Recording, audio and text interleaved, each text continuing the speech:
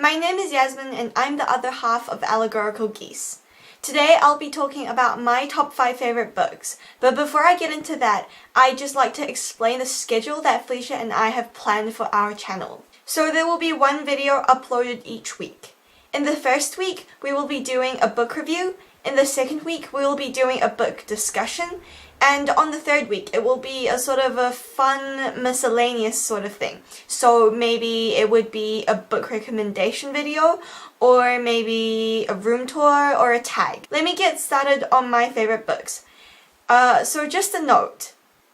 These are some of my favorite books, but they are in no particular order and the list isn't exhaustive. So the first book that I have on the list is The Catcher in the Rye by J.D. Salinger. Now, I know that this is a book that you either like or you don't, and I'm one of those people who really like it.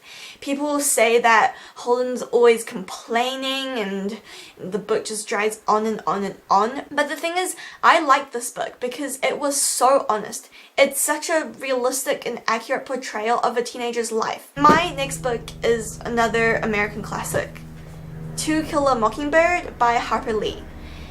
A lot of people first read this book when they're reading it for school or things like that, and I just picked it up because I heard a lot of things about it and I thought that I needed to read it. I feel like I don't even really need to go over the plot of this because it's such a widely read book and it's so widely appreciated by everyone.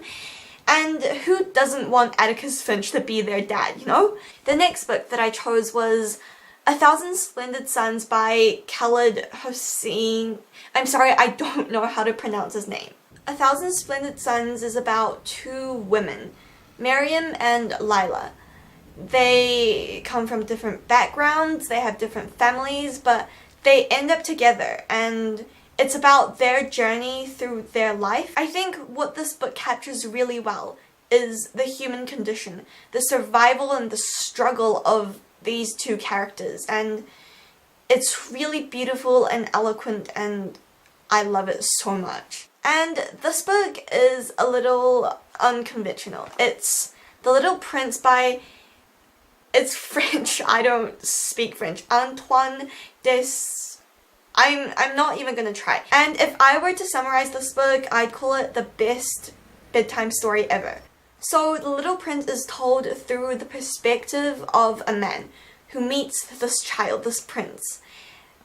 The little prince travels through the universe, and I'm still not really sure what this book is actually about. It's a really simple story, but you can find so many things in the writing. The Book Thief. I really like honest books, and this is one of them. The honesty and the brutality and life, I don't have anything to say. Felicia summarized this book in her video, so you can go look at it, but this book, I must have read this book around 6 or 7 times, but every time I reread it, I'm still so surprised at the complexity and the beauty of Marcus Zuzak's writing. So these are the 5 books that I talked about in today's video. Felicia will be starting next week with her first book review, and I hope you're happy.